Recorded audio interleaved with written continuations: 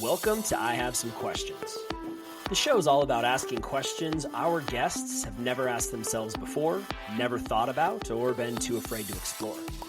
It's designed to uncover the human story at the root of successes and failures and help us as an audience learn and grow from that story. My hope is that you'll hear brilliant guests exploring new ideas and challenging themselves in new ways of thinking. I think this makes for great conversations. I'm going to bring on entrepreneurs, authors, coaches, scientists, and frankly, any vein of super interesting, successful, and passionate human I can find. I am fascinated by passionate people, and I have some questions for them. I'm Erik Berglund, and I hope you'll join me every week for new episodes. Hey there, everybody. Thanks for jumping in this week. I wanted to take a few minutes with this episode and review the conversation that I had with Zia Mohi earlier this week. Zia is the COO over at CTI Consulting. He's got a long sales career. He leads a team of about 100 people in the staffing and recruiting industry. And we had a great conversation. I thoroughly enjoyed talking to him about leadership, sales, technology. And if you haven't already given that episode a listen, I would recommend it, especially if you're in any of those industries or need any of those, need perspective on any of those things. But I thought I'd take a minute and share three things that I took away from the conversation, because I thought Zia had a great take on a couple of them. And they just stood out to me. So one of the early things we talked about in the conversation is how important it becomes when you become a leader to take ownership of failures, but give them ownership of success. And this is a really hard transition for most leaders to go through, to go from a place where the reason you got promoted is because of your own successes, to a place where what you really want to do is take responsibility for failure and make sure that the successes are celebrated by the team and viewed as successes by the team or individual team members. That's a mental, psychological, and confidence shift that is very difficult for most leaders to go through. I struggled with it. Zia struggled with it. And I suspect just about anybody who's made that transition has.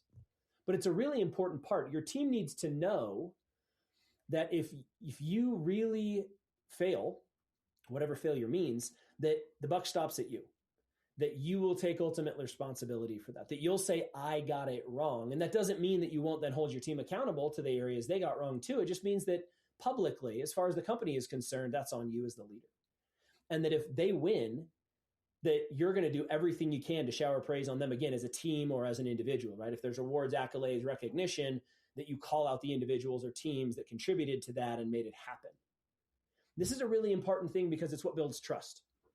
Your team very much wonders, if something were to go wrong, how are you going to handle it? And the more confident that they are that when things go wrong, it isn't going to blow back on them terribly negatively, the more likely they are to be willing to try new things with you, to take risks with you. And that's really what started the conversation about this topic with Zia, was embracing failure. One of his big pieces of feedback was, there's really no such thing as failure. That's what you learn as a young salesperson, is it's just learning.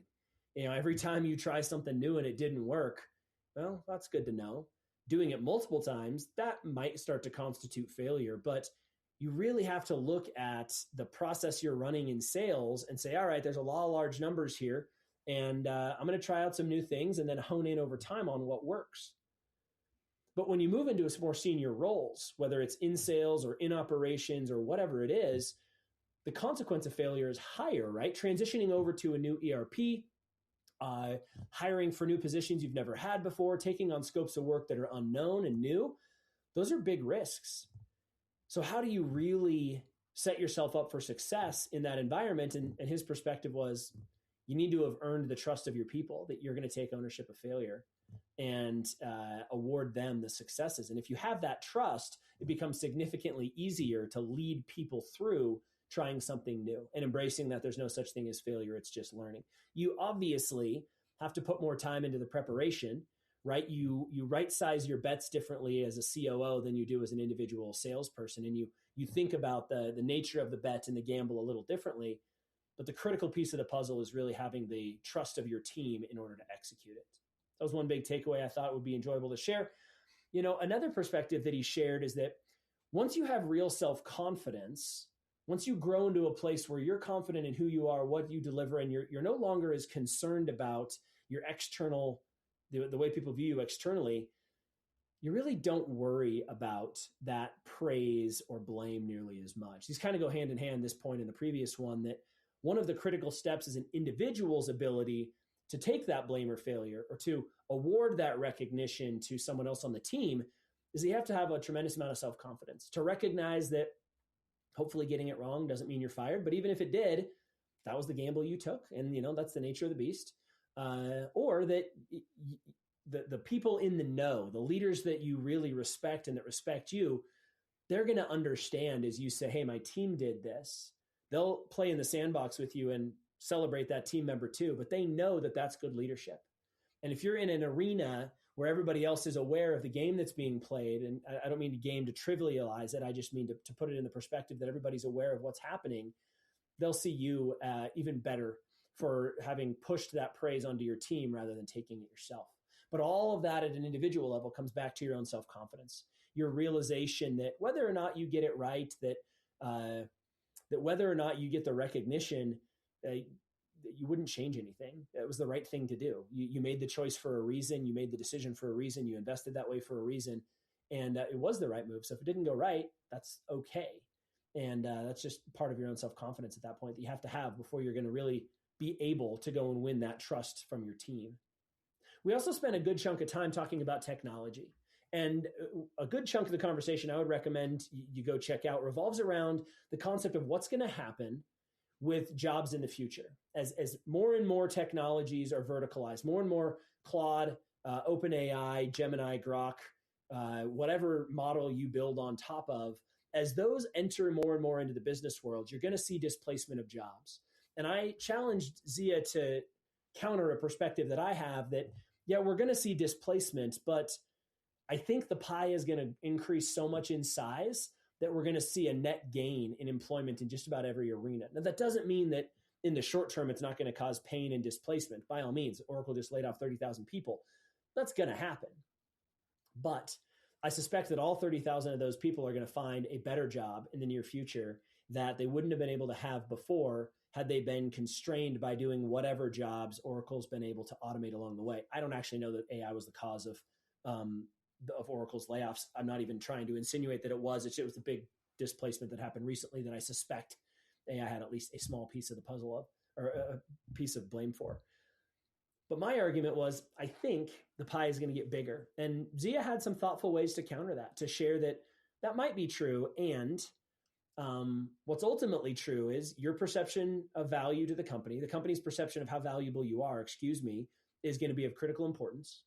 And your ability to demonstrate that you're incredibly valuable, hopefully by using more of these AI tools, by being an AI literate and integrated individual in the company, especially if you work remotely, is going to be pretty helpful for any individual along the way. Because if you are AI literate, you are doing a lot of valuable things, leveling up your own skills or production capabilities, and you still get displaced, that's a heck of a story to go and tell to the future company of how capable you are, even if it didn't fit at the old one. And so whether or not my prediction's right, I think Zia's recommendation bears a lot of water that you're going to want to lean into these technologies no matter what you do, but especially the more digital it is, because at your current company, that's going to help you be more valuable and they're more retainable. And in the event that, that department gets outsourced or whatever, you would then have that story to go tell to a new employer that would ultimately land you back on your feet sooner. So I appreciated that advice, especially from somebody who's in the industry he's in. Remember, Zia is highly qualified, way more qualified than me, to talk about industry trends around employment and what's actually going to retain somebody and not. So I take his perspective with more truth than maybe mine would offer. Anyway, I really enjoyed this conversation. I hope you give it a listen. Please take a second, check out his LinkedIn profile, check out CTI Staffing, and make contact with him if it's helpful for you. And go give that episode a listen if this is helpful for you. Take care. See you next week. Thanks for joining us this week. Don't forget to take a second and subscribe. Maybe even share this episode with somebody it made you think of or someone you think would take some value from it. This show is all about uncovering the brilliance and humanity of high performers. And whether those performers have a massive following or a podcast or a book, or they're a business owner, or they're buried somewhere in a corporation, or maybe they're a nonprofit leader, or they don't necessarily have to have a title. I'm really fascinated by people who are passionate and who are doing interesting things. So if you or somebody you know would be a good guest, don't hesitate to reach out to me on LinkedIn or send me an email at hello@languageofleadership.io to make that connection. I'll see you next week.